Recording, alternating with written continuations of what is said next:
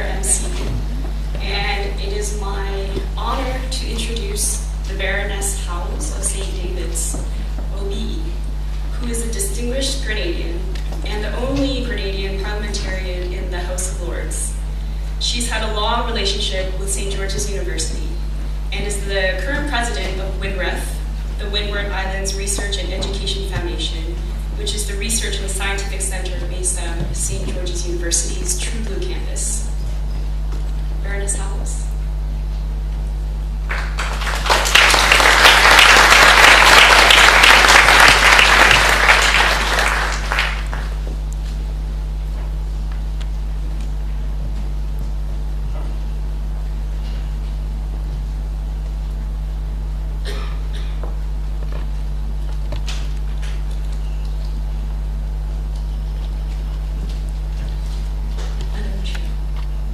Of the podium, parents and students, it always gives me the greatest pleasure to have been invited to when the new students come in from St. George's. I enjoy sharing in your welcome, and I know that you will enjoy being here, because I've been coming for a day every year for a long time. And I've always enjoyed being in this fabulous place. I hadn't realized that the sun actually shone here. But it's usually dull. But today I look out and I see the flowers. But more importantly, I see the smiles from the new students coming from Grenada. I have to say to you students that you've chosen a very noble profession. A profession that will allow you to serve your fellow men and women.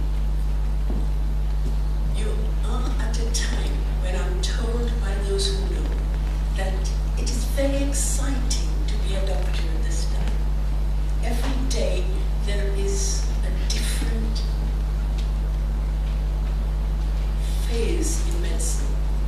Medicine advances all the time. And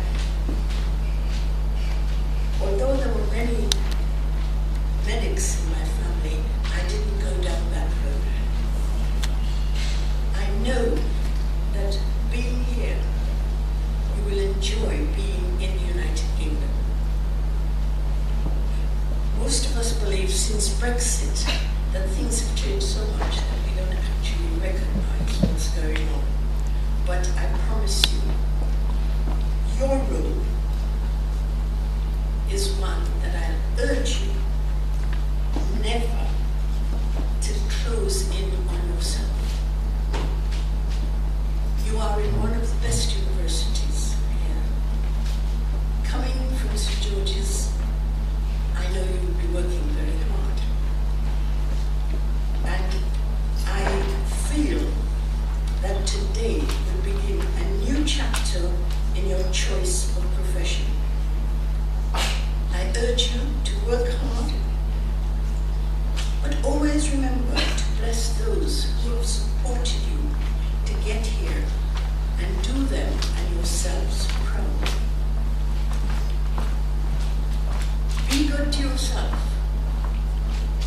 at all times. You're here to study, but don't let anyone tell you that if you stick your nose in a book, you'll be getting the best of the education that's being offered. I ask you, you will only be the success that you want to be. I like those lines because I know that I'm saying to you that it depends on you. Now, I have been fortunate, and I'll just repeat something that some people may have heard before, is that when I informed my grandson that I had received another honorary degree, he looked at me with great disdain and said, "Grandma, some people have to work for it." Yeah, well, I think he's still in my will, but just. He loved love saying things like that to me. And I say, well, I'm just, I said, no, Grandma, they just couldn't find anybody else. And worse still, I recognize those words. I promise to you today that I shall keep you in my prayers so that you are going to be able to thank Northumbria for giving you the opportunity to begin your professional career. Make good use of your time here. Enjoy every moment. But the best thing I would urge you, besides the study and all that, is to make good use of the contacts, because you're in the big world, not in little Grenada. And you will meet people from all over the world, and I think we all agree the world is getting smaller. So, with my best wishes to you, I wish you every success in Northumbria, and thank you for your kind attention.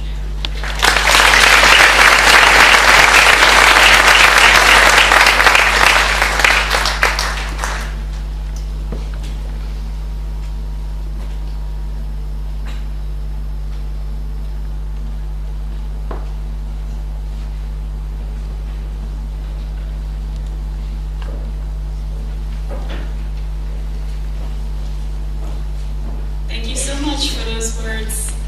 I hope that these students do make the best of their time here in the books and outside the books. Like I said, my name is Stephanie Sun. I'm a very proud former GSP student. I was here in 2010 in your seats. I'm now a third-year medical resident in internal medicine at the Yale Waterbury program in Connecticut. And I'll be talking a little bit more later, but first, I'd like to invite the Vice Chancellor of Northumbria University to the stage, Professor Andrew Watney, CBE.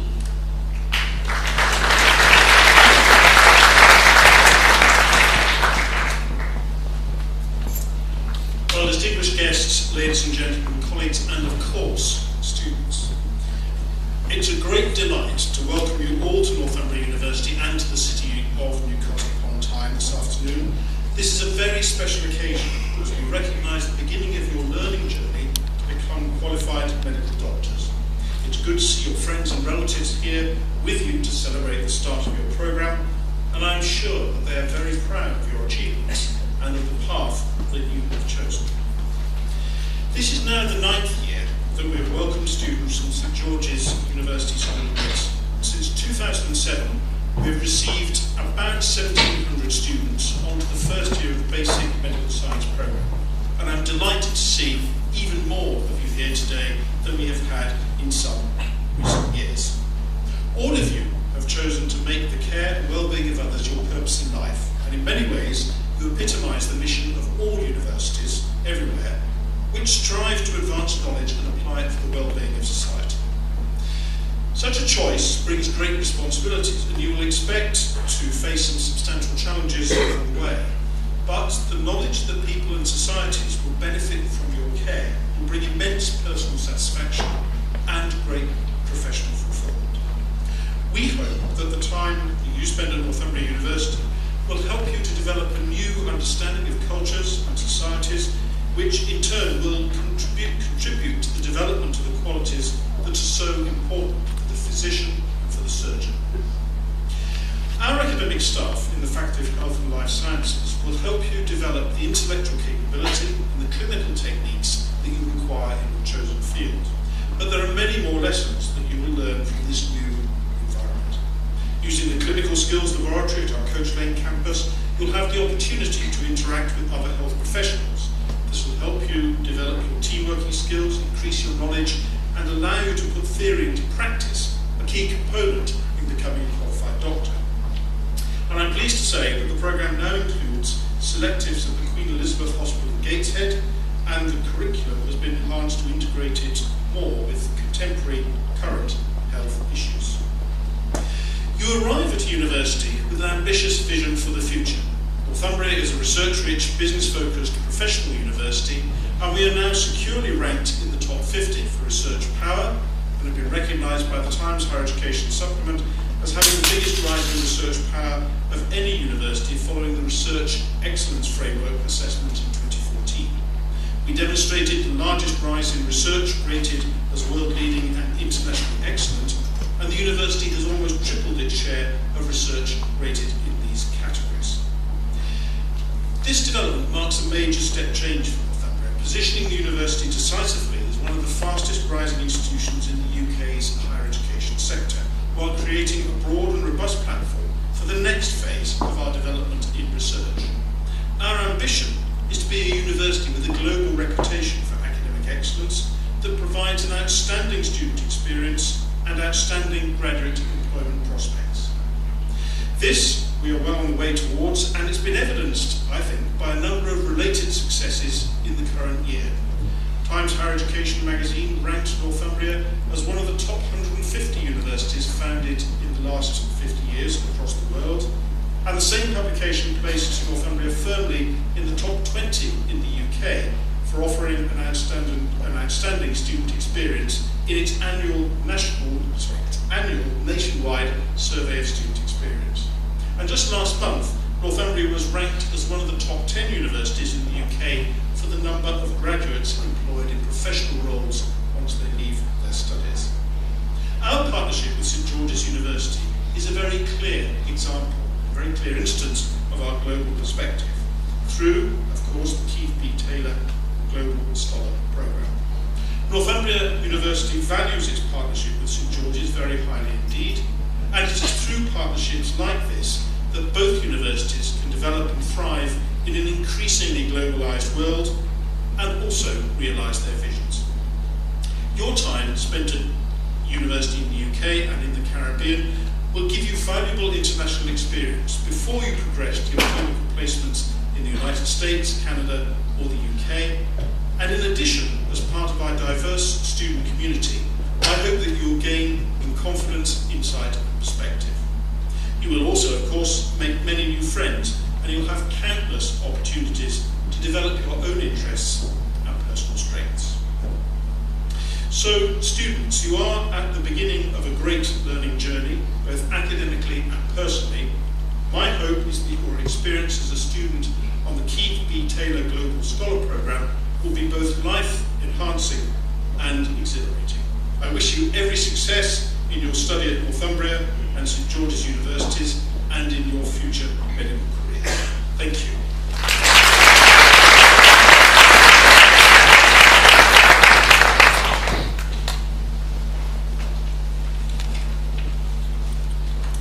Thank you very much. Northumbria University certainly was a great place to start medical school. Its commitment to innovation was apparent even back then. I'd like to invite the Dean of Basic Sciences for KBTGSP, Professor Mario Lucas, up to the podium.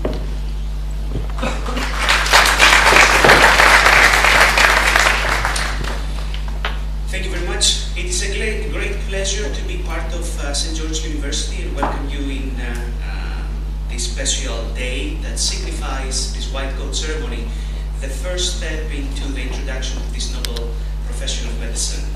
It's a great pathway and I'm sure you're going to enjoy it, but it comes with a great responsibility and it comes with some great other elements. One of those is that medicine has evolved in the last 100 years to some new frontiers. It's not how Aristotle and Hippocrates were practicing medicine. It's something far more complex at this stage and age. An important thing is that it has a great responsibility to the society. So right now we just not treat the disease, but we try to see what is the implications of those treatments to the society in general and to the whole world. And that signifies the fact that you have to develop, and we will provide you that ability to develop leadership skills. We'd like to see you to become leaders in your field that you're going to choose in medicine. And the reason for that is we need to create much better healthcare around the world. I'm pretty sure that many of you, you're going to become leaders in your fields, and we are waiting to see your achievements in the near future. Thank you very much, and welcome to the profession.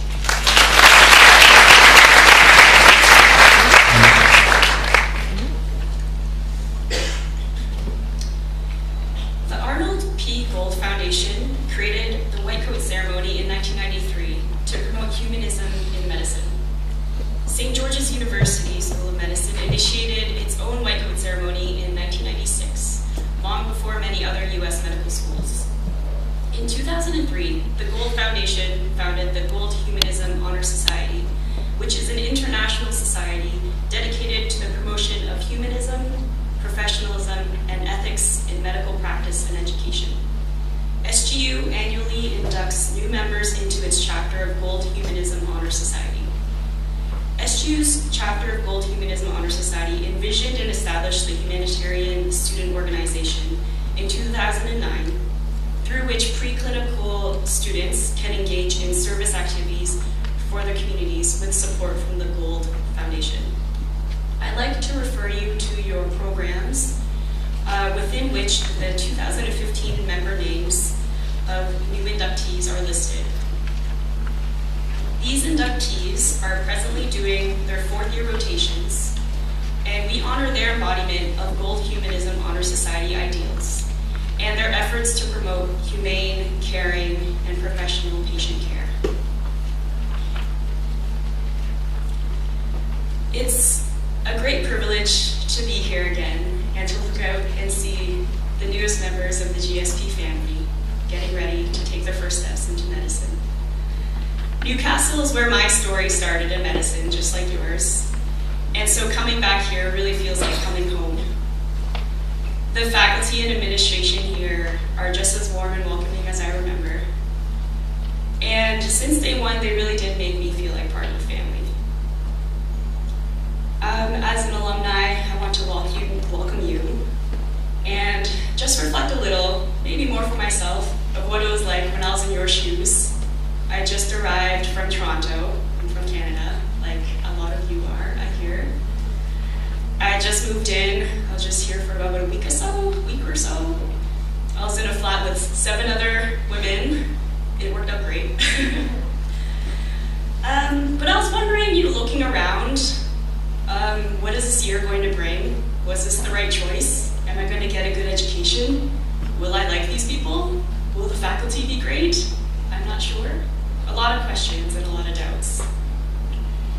I want to reassure you that you don't need to worry. You'll get an excellent education. You'll make great friends who will stay with you in bonds that will last past med school. And that you already have the tools that you need to be successful. What I've seen through personal experience and what I've heard from people outside of our medical school is that SGU students are a self-selected group of people who are very unique in medicine. You have determination and perseverance that is not common in everyone. You don't take things for granted, and you make things happen. You've also done a great service to yourself by choosing GSP. You may have heard SGU has a rather large class, but by choosing to start med school here in a small, tight-knit, intimate community, you get the chance to bond in a way that will become very important once you're in Grenada, or as we call it, the other island.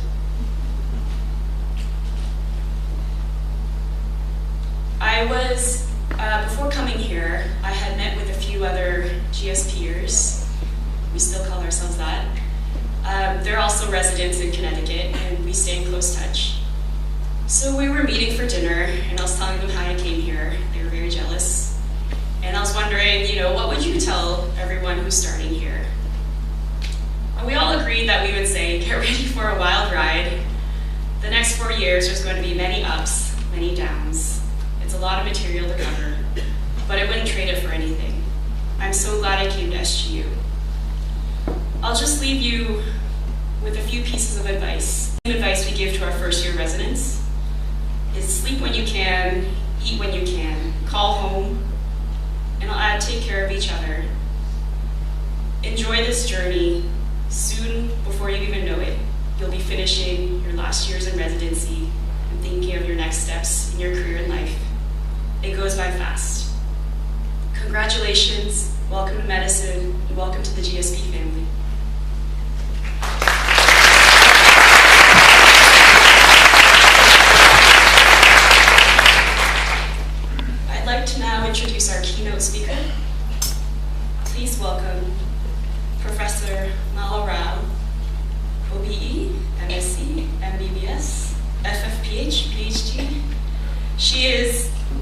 professor and senior clinical fellow at Imperial College London, and honorary public health consultant at Public Health England.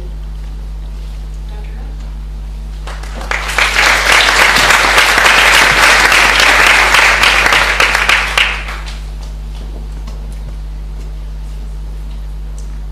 Vice-Chancellor, Deans, the Baroness Howells of St. David's, distinguished colleagues, ladies and gentlemen and students. It is such a privilege to be invited to give a talk at this Keith B. Taylor Global Scholars Program White Coat Ceremony. Today is an extremely important day, not just for you, the new students, but also for your families, for your teachers, and for us, as we offer you our warmest wishes at this significant milestone in your life, your induction into the medical profession. I've been preparing for my talk today, and in that process I asked my daughters, who are junior doctors, as to one bit of advice which would have been nice if they'd received it on their first day in medical school. And their advice was not dissimilar to that of Stephanie's, because they were unanimous that the friends you make during your time on the program are likely to remain your closest friends for the rest of your life. So I'm passing on their suggestion that you should take a few minutes to look around you and to reflect on who your closest friends and allies are going to be during this next phase of your lives.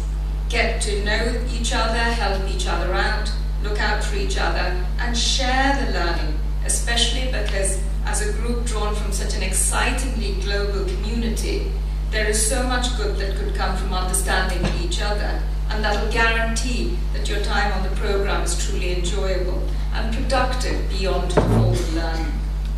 The commitment, which you'll be making a little later, confirms that St. George's and Northumbria encourage this, and so I hope that you'll make the best use of that opportunity. Also, while preparing for my talk, it was inevitable that the memories of my own first day at medical school in India came flooding back. It was longer than I care to mention, and I suspect that the emotions you're experiencing are not so very different to my own, the ones that filled my heart and my mind on that day. Securing a place on this program is not easy. It is your hard work and determination, together with the support of your families, which has resulted in this incredible achievement, and your family and you deserve to be very proud of your success. The first days are also a time of slight trepidation, because you're entering an entirely new and unfamiliar world, where you'll be learning new skills, new competences, and gaining vast amounts of new knowledge. But most of all, it is a time of great excitement as you begin a phase which will shape and prepare you for the rest of your lives. One temptation at this stage is to try and project oneself a few decades from now. So some of you may already think that you'd quite like to be a surgeon or a heart specialist or an emergency room physician. I remember some of my own classmates being very confident and certain as to their goals for the future. Perhaps you have a role model who has enthused you to follow their lead, and it is of course possible that you'll go on to fulfilling an aspiration that you've set your heart on already. But my sincere advice to you is keep an open mind and enjoy every experience and learning which the program offers, because medical training brings an extraordinarily wide spectrum of possibilities, some of which will only become evident as your learning progresses. Time will also enable you to reflect on what interests you the most, but also what you're best suited for. And importantly, do remember every option brings enormous rewards. The laboratory-based disciplines such as microbiology are immensely interesting, and who can fail to be impressed by the work of the microbiologists who, for example, identified the hitherto undiscovered and deadly Ebola virus in the 1970s. Others may find surgery more appealing, especially the pioneering cutting-edge treatments, with life-changing medical innovation progressing as rapidly as it has done during the past few decades, which have witnessed heart and lung transplants becoming reasonably routine, and even hands being successfully transplanted. Can anyone remain unenthused by such success? But there are many other aspects of medical care which are just as worthy and motivating. I would urge you to take an interest, for example, into how family medicine or primary care, the bedrock of the health system in this country, contributes to medical care overall. In the UK, it is family doctors who offer the first point of contact, diagnosis, advice and comfort for people and their families from the time when the initial health concern or symptom arises. Primary care physicians are essentially those who like looking after families and communities over time, in contrast to hospital-based doctors who in general are specialists and trained to address specific health problems. It is also the case that the world is on the brink of a remarkable demographic landmark, because soon older people may outnumber children for the first time in recorded history. And care of the elderly is going to become even more important during your careers and offers huge personal satisfaction for doctors who may specialize in that area of medicine and help vulnerable, frail, older people achieve long periods of good health and well-being. And speaking of well-being, we now know that this is not just an abstract notion, but a well-defined state of human physiology, which is proved to add years to life. And well-being is contagious.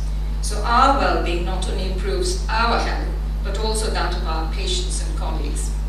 And so humanity, kindness, caring and compassion are all as valuable in the practice of medicine as competence in performing complex clinical procedures.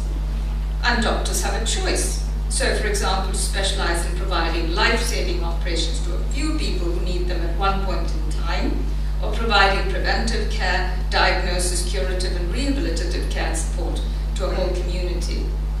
The important point is that all these roles are inextricably linked. They form part of a whole health system and are of equal value to society.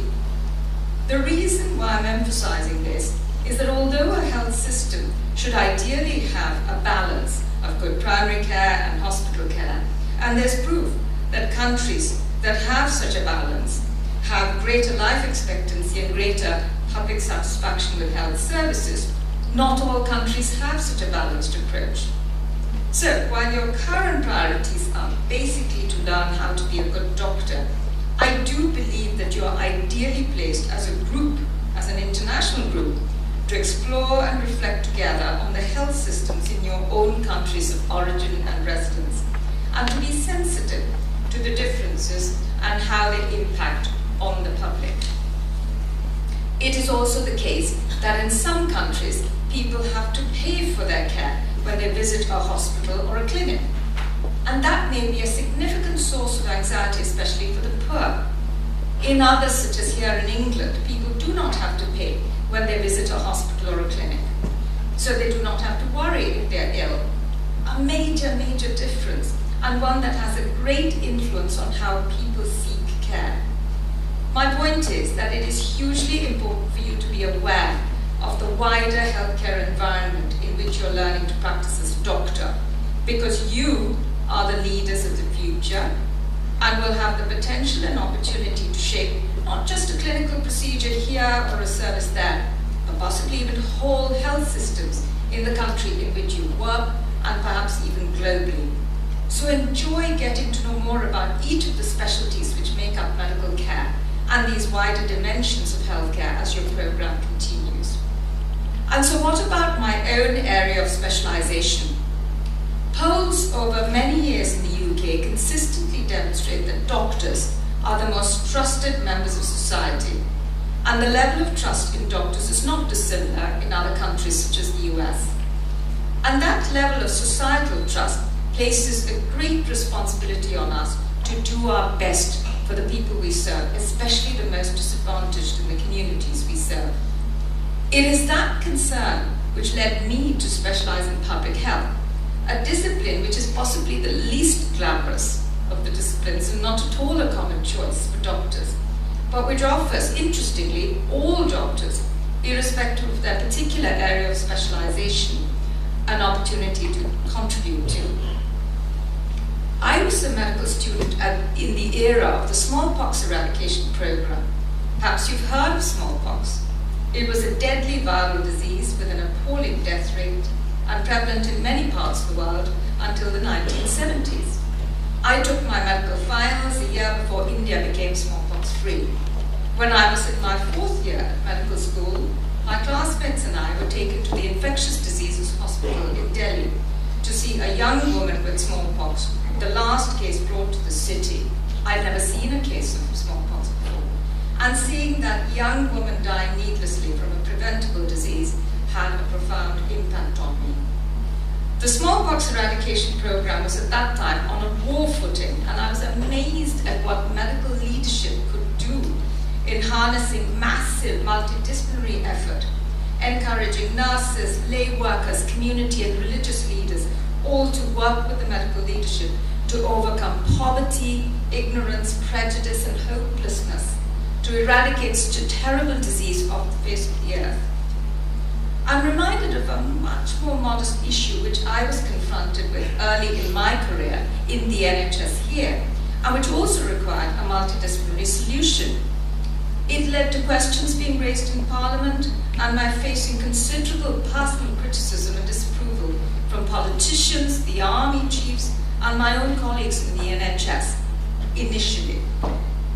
I discovered through my analysis of local public health data that babies born to young army families, that's young soldiers and their wives, in the district where I was the public health doctor, had significantly higher rates of infant deaths when compared with babies born to civilian families in the same area.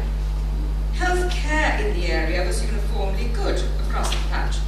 So my sense was the army babies were at high risk of serious illness because their young mothers were very isolated in the garrison. They'd come down with the regiments from the places where they'd grown up, so they were living very far away from their mothers and grandmothers, and had no support when they were most in need of advice, especially in recognizing when their babies were ill enough to need medical attention. Remember, this was the 1980s when evidence that informal maternal support and supported companionship actually had a positive impact on the health of mothers and babies only just emerging.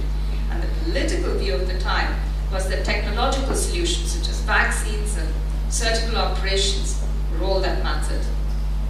I can recall how intimidated I felt in proposing a non-technical solution, a slightly older civilian mother to befriend and act as a buddy to every young soldier's wife who moved into the area with the regiments. But I was pleased that I spoke up because death rates began to fall, and of course now, several decades later, the link between social support and friendship and physical health is proved. There was no major recognition or prize for what I'd done, but my satisfaction came from the lives that ended up being saved as a consequence, and the fact that my budding scheme was extended to other parts of the country.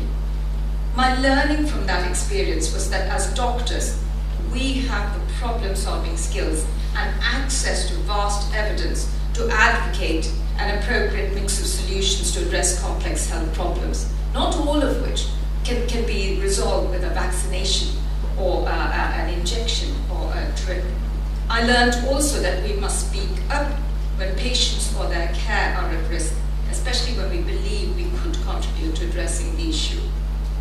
Happily, of course, smallpox has now been eradicated, but other new and equally serious public health challenges have emerged to take its place, such as obesity, diabetes, and mental health problems.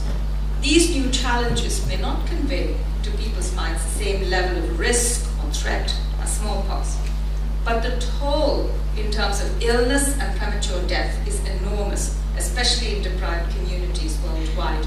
Even here in England, £1 out of every 10 we spend in the NHS goes on managing diabetes. The solutions are more complex because they involve not just a medical intervention, but also strategies to increase physical activity, improve diets, reduce smoking, and address people's loneliness and isolation. There is a major role for all doctors, given the trust and respect we command, to contribute to strategies. And one of my own past efforts, which I look back on with some satisfaction, is to have established what I call regional public health teaching networks across England around a decade ago. And the idea was to develop universities, which are our key centres of learning and innovation, into health promoting organizations and to promote health through wider interdisciplinary learning. So, for example, many university courses on urban planning have modules which sensitize the learning to the fact that planning an urban environment which encourages walking more than driving around in a car is good for reducing levels of obesity and diabetes. You may think it's a bit of a no-brainer, but reflect on the societies and the countries you come from. I've been working in India recently. There isn't a pavement to be had in any city, and you risk death under a car if you go walking in most of the major cities in that country. And think of the US, and the richest and the most developed country, and think of the urban planning there. So, the great facility we have as doctors is that we may make a suggestion, and if it's of value, there is a chance that it will be promoted further by others and lead to successful change. So the teaching networks have evolved into the UK Healthy Universities Network, and curricula for nurses, teachers, and all sorts of courses which may appear unrelated to public health as such, now include information on how, through their own spheres of influence, these disciplines could all contribute to improving lifestyles of people's health and well-being.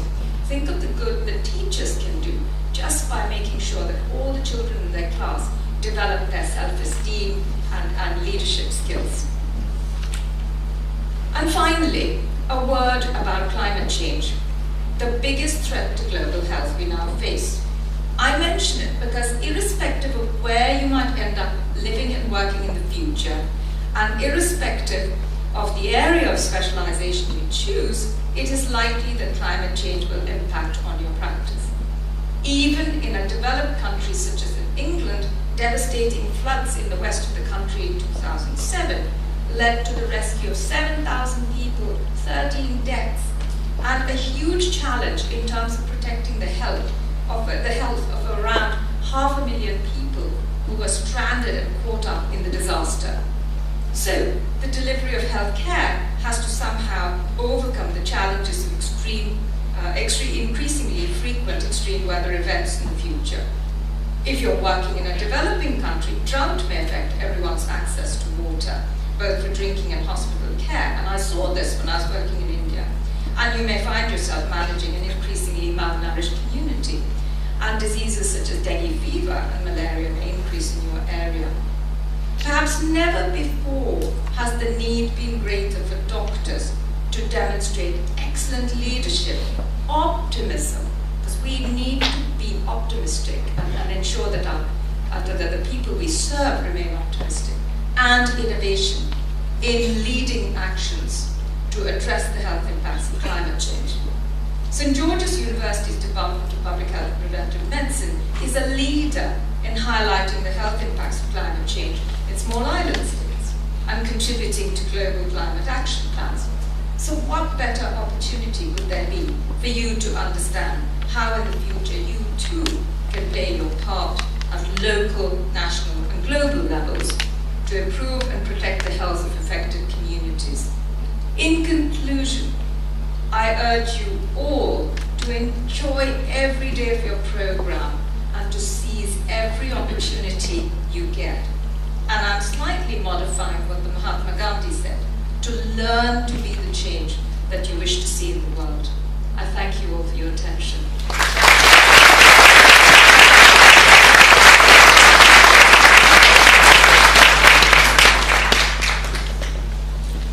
Thank you, Professor Rao, for those very inspiring words. Now, to welcome each of you to the medical profession, St. George's University School of Medicine will now present you with a white coat symbolizing your entry to the profession and your commitment to uphold the duties and trusts associated with medicine and medical training. I would like to introduce you to our rovers, along with myself, Professor Mala Rao, Dr. Mario Lucas, Dean of Basic Sciences, and Dr. It's not Namita Kumar.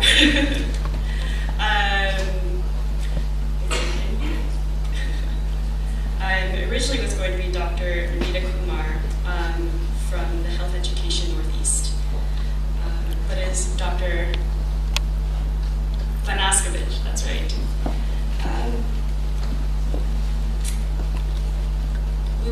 begin roping the students.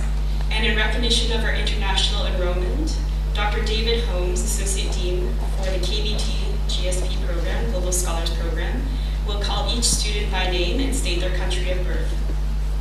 Please hold all your applause until all students have been roped. For safety, we ask the audience to kindly remain seated. Dr. Holmes will begin with the program.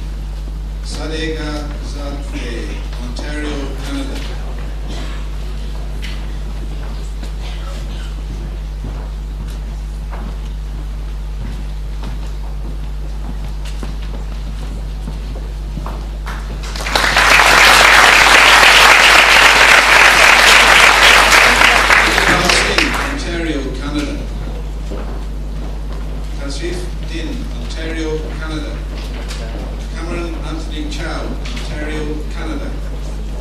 Zachary Au, Ontario, Canada.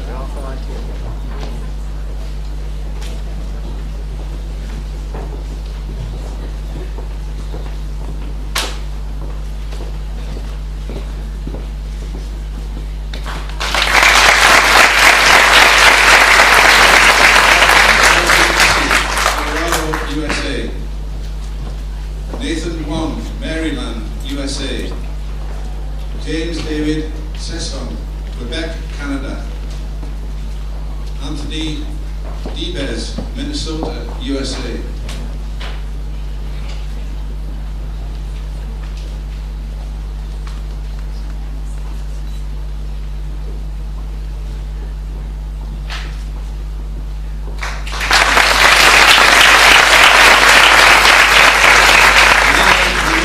British Columbia, Canada. Natasha Qureshi, British Columbia, Canada.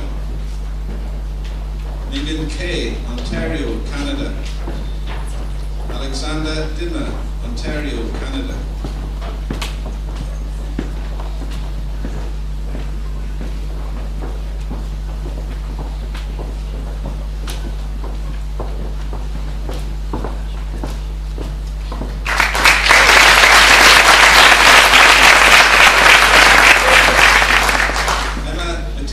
Ontario, Canada. Ashley Fox, Bahamas. Madison Farley, Ohio, USA. Marissa Sala, Ontario, Canada.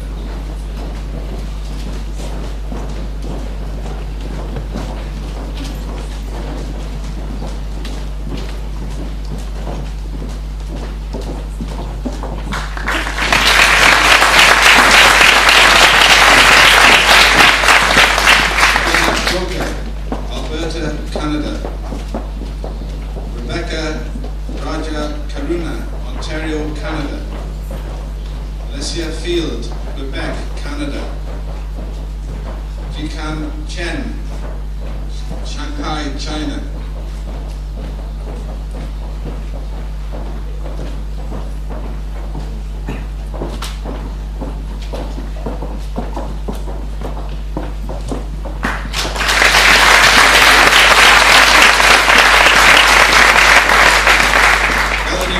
Ontario, Canada. Akindili Aluko, Nigeria. Christina Ruschev, Ontario, Canada. Revathika Nana Silan, Ontario, Canada.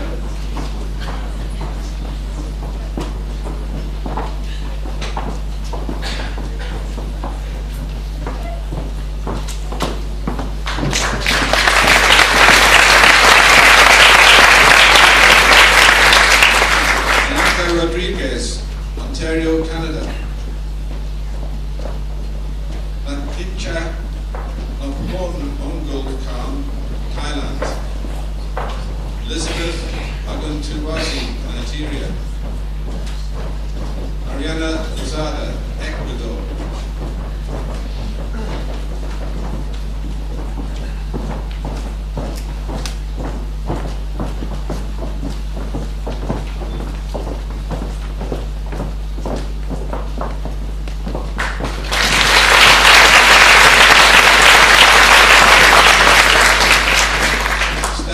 Rothweiler, Florida, USA.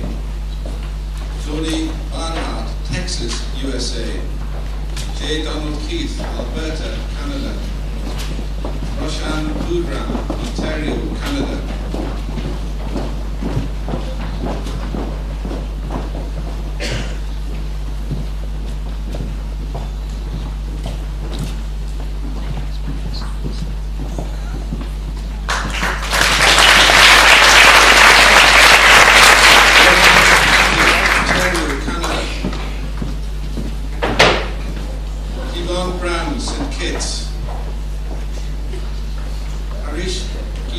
British Columbia, Canada. Atif Hussain, Ontario, Canada.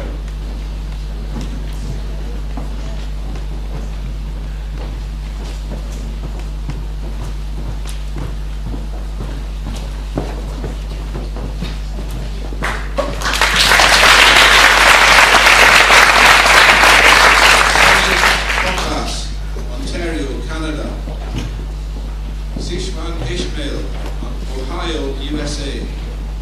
Alexander Hoffman, British Columbia, Canada. Nadi Shwiev, Alberta, Canada.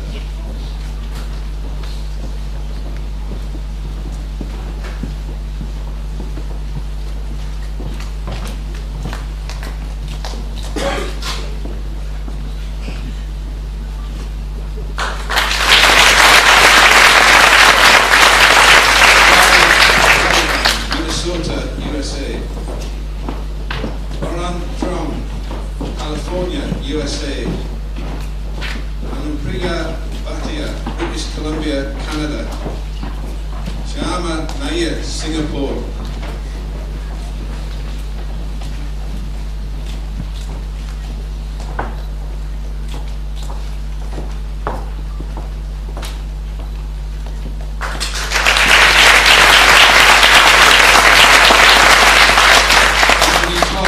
Indiana, USA. Christina Nasri, California, USA. Karishma Mehta, Virginia, USA.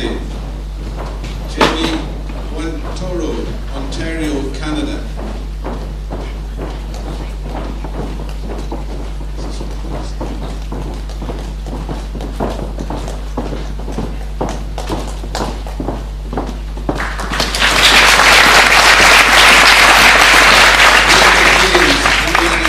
USA.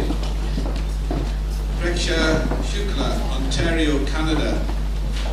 Sonia Yu, New York, USA. Gayatri Raghavan, India.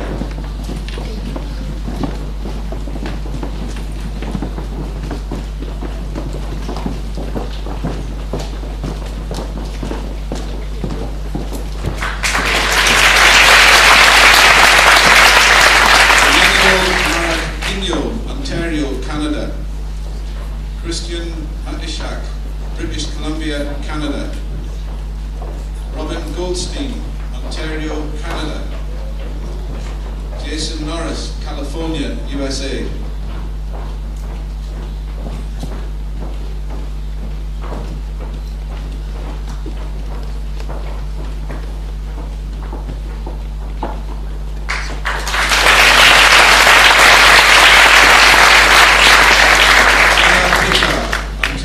Canada. Baras Beth Ali, Turkey. Nasha Khalid, Ontario, Canada. Leanne Latoni, Montreal, Canada.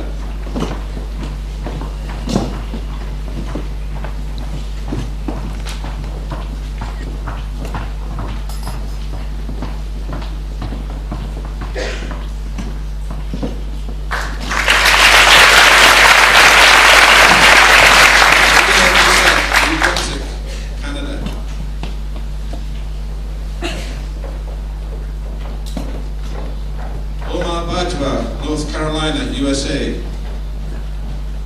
Lauren Weber, Florida, USA.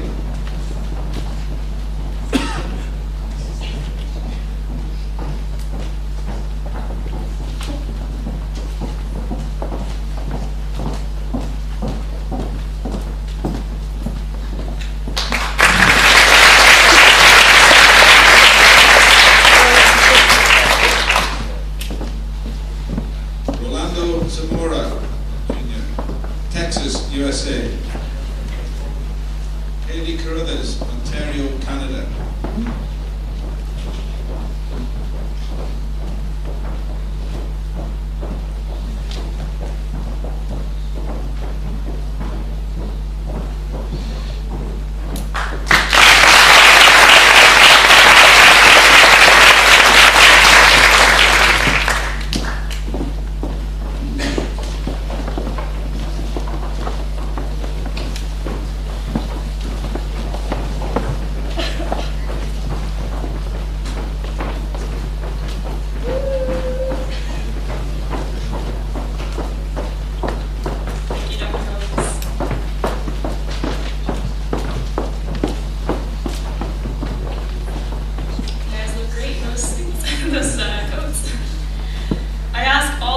students, and all medical doctors present to please stand and recite aloud with me the professional commitment listed in your programs. It's in the last page.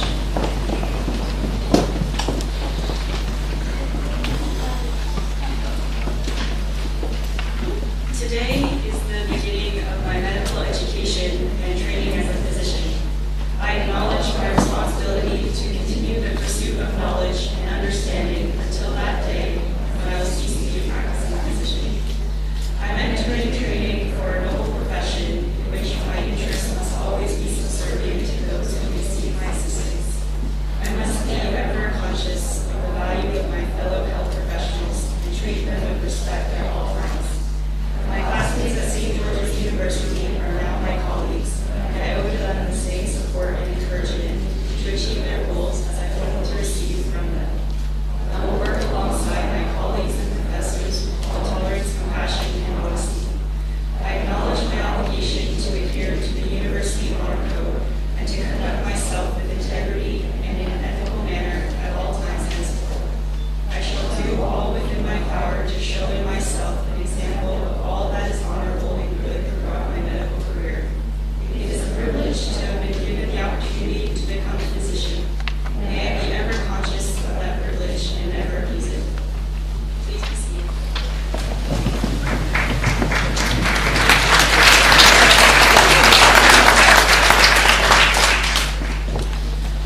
On behalf of SGU, I would like to thank the Arnold Gold Foundation for the Humanism in Medicine pins placed on each of the students' white coats. Thank you, students, families, SGU faculty and staff, administrators, for your support and presence at this ceremony. I would like to cordially invite all of you to attend the reception in Escape in honor of all the recipients of white coats today. Thank you again for coming, and I ask that you please be standing as the Dice Party exit.